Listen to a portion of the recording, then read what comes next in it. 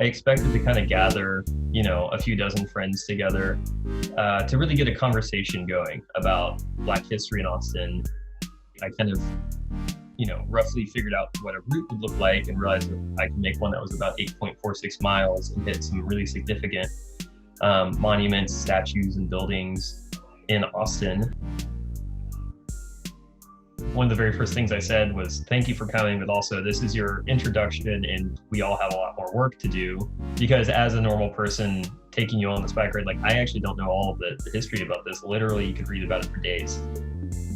And it's just really, to me, really important and impactful that people remember that now that they know where that location is and they kind of know the name. People can use that as a starting point, but the time is now for them. If they really are, they're really engaged, take a few moments every day to read about it, or, once a week to read a little bit more about these buildings that are literally in our neighborhoods, because it really does mirror the current movement that's happening. And I just think that is so monumentally important for people to remember to do and to have the opportunity to do. Hello, Kayla and Sam of FemBeat here with Talib Abdullahi for a special interview. Our first YouTube interview, actually. So thank you, Talib, for being here with us today. Absolutely. So a quick introduction to Talib and why we're talking with him today. He grew up in Houston and has been an avid cyclist since his teens. And he moved to Austin to study American Studies at UT. And he's been here for about 12 years now. Mm-hmm. And in June, he organized the Austin Black History Social Ride, where he led hundreds of Austinites through an 8.46 mile ride to 12 historical monuments in Austin in honor of George Floyd, and to recognize and learn about Black history locally through storytelling. Yeah, we really love how Talib's story inspires us all to be change makers and to look at our individual and unique skills that we can put energy towards the movement for Black liberation and dismantling of US white supremacist society. We all have a role to play. And let's just jump straight into it. Someone quoted you as saying that you were just a normal guy who organized this. And I think collectively there's a conception that it's really organizations that are putting together direct action. And your story shows that that's not true. So could you talk about that a little bit, using your own unique skills to organize as an individual and what people can kind of take away from this? I think when it comes to a lot of things, if you have a passion for something, you don't necessarily need to be part of a large organization or have several doctorate degrees to necessarily inspire people. In my case, once I started to see the follow through and see how much it was taking off, I felt like I was a little in over my head. Yeah.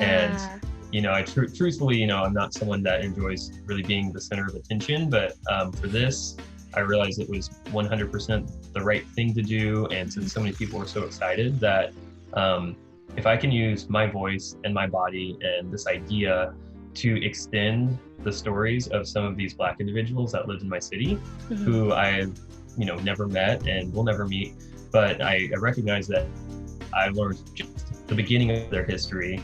If I can find a way to inspire other people to, do the work with me and learn their histories with me and learn the histories on their own, I'm happy to do that. And so, being a person that doesn't like being the center of attention, I didn't really feel that anxious because I knew these stories needed to be told. It's the stories of my people that need to live on.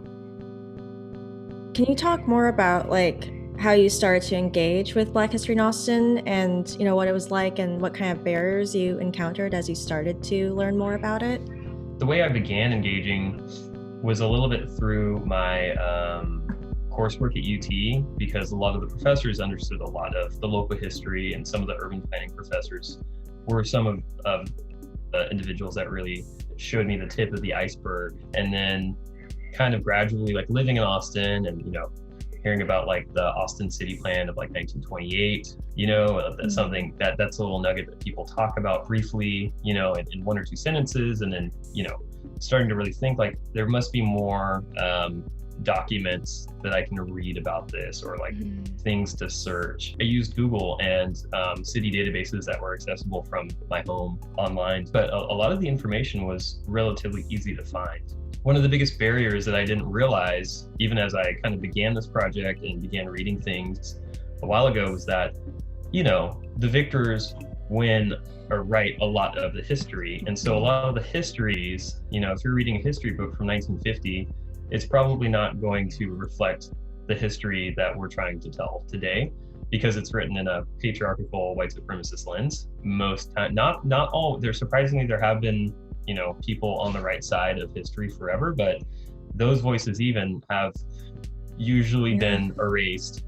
And more often than not, like, you're gonna have to really like second guess. You're gonna have to like second guess how the history is being told to you. So what I did my best to do is try to remove the lens from, I guess, that a lot of the storytelling has a lot of benevolent slave owners or former slave owners or politicians. And when you start really reading it, it's like people want to recast their image in a positive light because we've named parks after them, we've named the city after them, and that isn't necessarily the case. So that's something that was definitely a barrier, just because it was like, you know, I spent a week or two learning something, and then a week or two later I have to relearn it, and then relearn how to talk to people about it. And I mean, the truth is, like, I just want to understand the objective truth, and I think other people deserve to understand the objective truth. One example of basically it kind of has to do with Clarksville. That was started by Charles Clark, who purchased land from Elisha Peace. I think the most whitewashed kind of recollection of it is like he was an abolitionist, he freed his slaves first, and he gave them land to start their community on.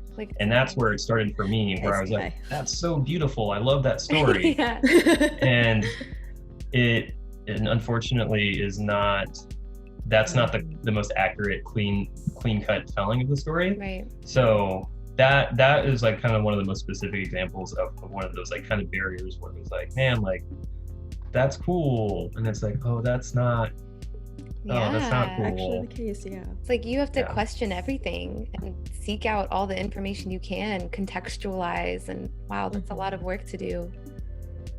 Yeah, it is. And I do have like a job, and so it's you know, like being a full-time historian is, you know, a whole thing. So I hope to connect with and kind of to bring more voices of people from the community, and even like local scholars and historians, to help enrich my own understanding, and maybe to add their perspective on just how accurate some of these, you know, we have some great resources in town, you know.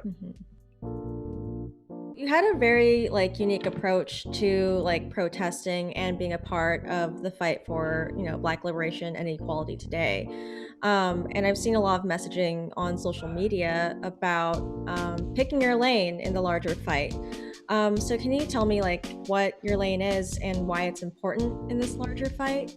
You know, I can't speak completely to this because I know there are a lot of other people that are probably working within this lane, but you know, as someone that is an amateur history nerd, my lane is like education and basically helping connect what's happening right now to George Floyd, Eric Garner, Tamir Rice, like really connecting that for people to how that's been the same thing since slavery. I mean, some things have changed slightly and we call things different things, but that to me, it's educating people on how the history right now is repeating itself. And if Black people can't walk free in the street without fear of potentially just being stopped and frisked, or accused of something or looking like someone, if Black people are not able to do that, then really no one is free.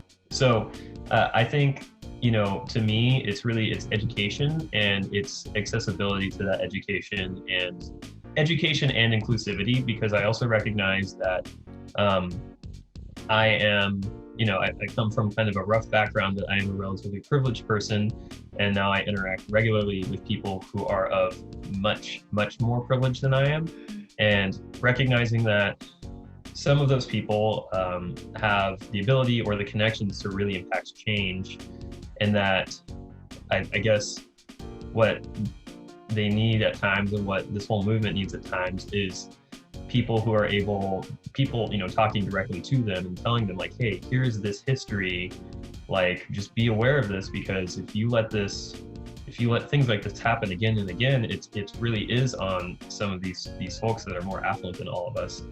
Yeah, really being able to speak to a very broad audience is important, and making people feel like this is something that is accessible and fun for anyone, no matter how much you know or how much you don't know.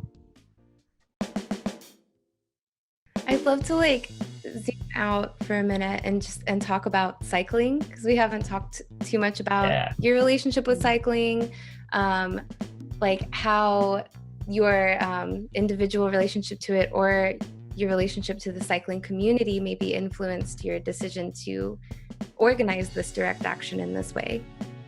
I've been an avid cyclist since I was a kid. I grew up in a single parent household, and my mom was working often, either playing music or organizing her own events. So, you know, having a bicycle allowed me to really, you know, kind of like explore my own neighborhood and go hang out with, you know, friends around the neighborhood, since, you know, I didn't have any brothers or sisters to play with. And then when I was kind of in middle school, junior high, I joined a bike team, and we would go to mountain biking events. And that was like my first kind of really like independent trips outside of, you know, outside of my childhood hometown. And so I think that instilled this very like love for the outdoors, love for cycling, and love for travel that really has just stuck with me since. I personally have been, I would say, like lightly involved with the social cycling rides and some other cycling clubs, including the Major Taylor Cycling Club, who's amazing, phenomenal, one of my favorite organizations I've ever met and interacted with. Yeah, I relatively, you know, I don't know any of the leaders very well, but they were very, very eager to help and eager to help coordinate this. And that was really amazing that they really stepped in, and as did some other allies from other cycling organizations who just, you know, it was almost like, hey, I'm in over my head, can you jump? And they were like, how high do we need to jump? So yeah, we had even like pedicabbers offering to take people who are unable to ride bikes. Oh man, that's awesome. There was just an outpouring of support from allies in the community that was really, really, really helpful, really strong. Yeah, how did that feel to have all of that support? Amazing, really amazing. I think things happened so fast, I didn't know how to feel, except grateful that people were willing to help. Yeah. You know,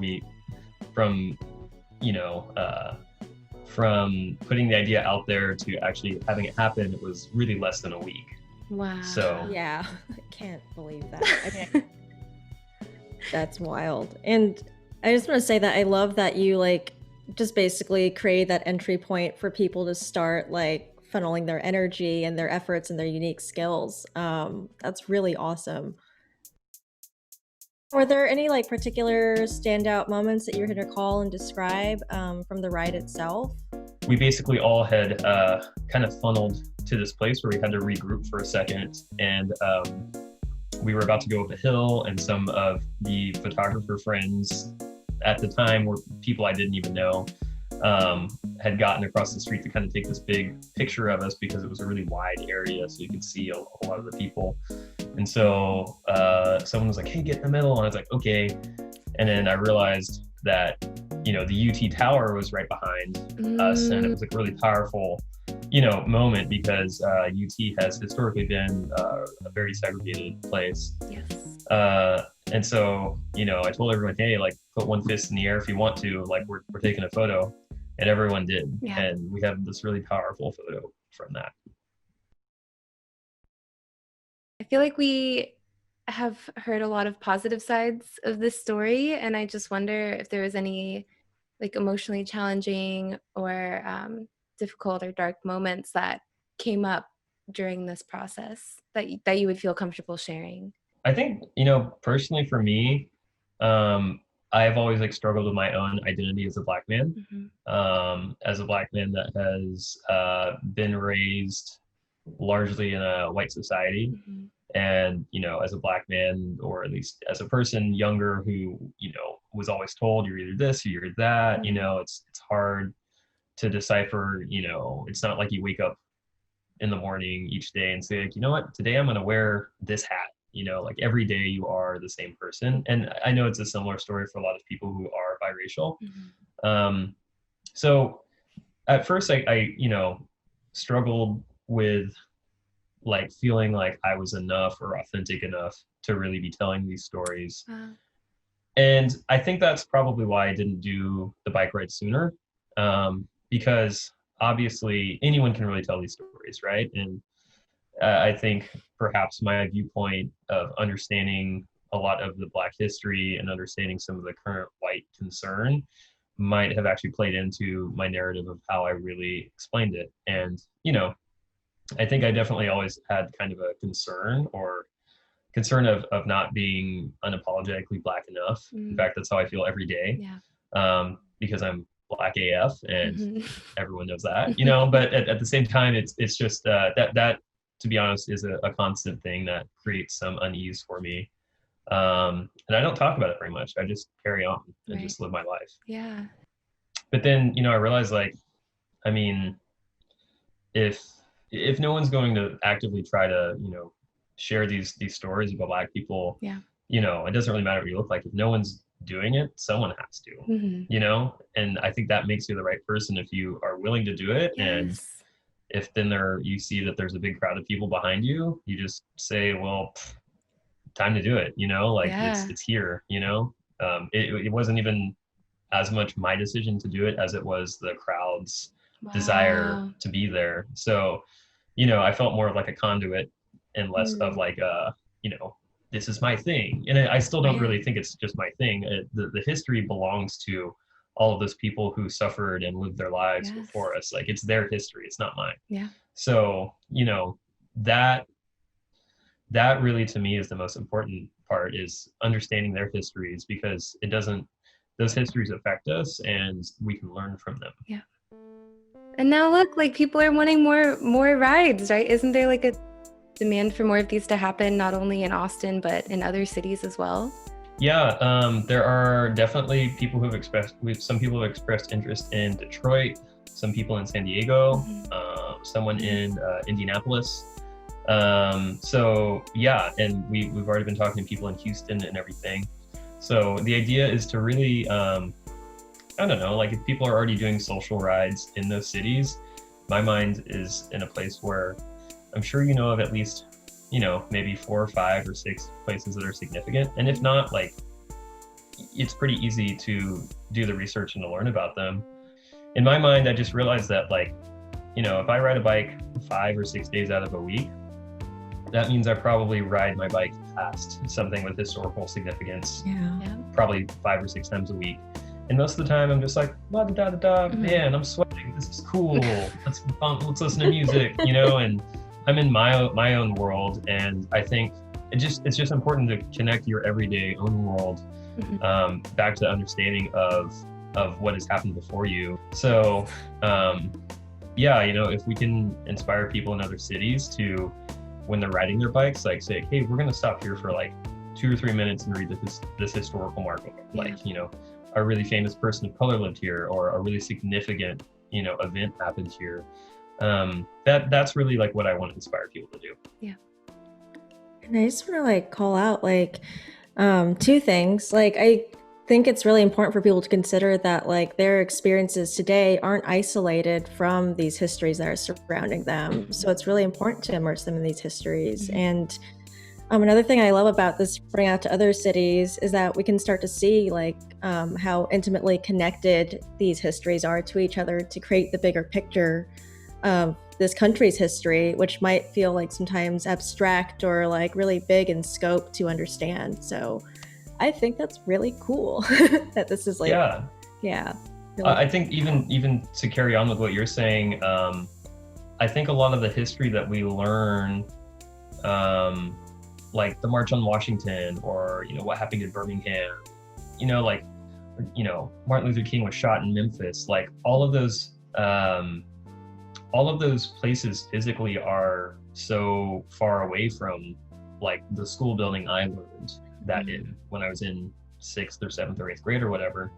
And I think it's important to really think about the fact that there are small bits of that history.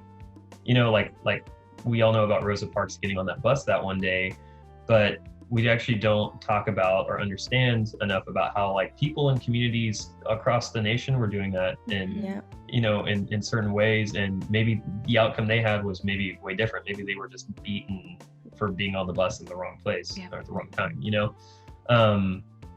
But I think it's important for us to really reopen those textbooks and start to realize that like similar things happen locally, and we can talk about them, and we should talk about them. Absolutely.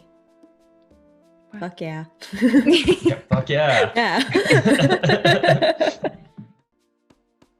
And for you know, listeners who I'm sure are interested as well, where will they be able to follow you online and follow this?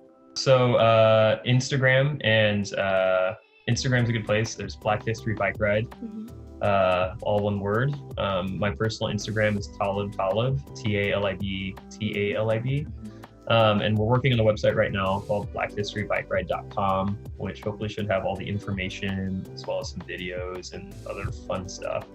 We're working on some other fun ways to integrate with some currently existing apps that are like cycling apps, one being RideSpot. And so the hope is that once we get a route kind of figured out with RideSpot, it'll be, you know, kind of like a challenge that you can do. So your phone will kind of show you the route or like the way to get there, and you like kind of get to, I believe you like check in there, and then once you get to all the locations, you like completed the whole task. So wow, that's awesome. Yeah, so I'm working with the app developers who manage that. So you're so chill about it. Yeah, we also have a very small book publisher who's agreed to help publish like a pocket guide for it, so like a physical version of it instead of it all being digital. So nice. Yeah.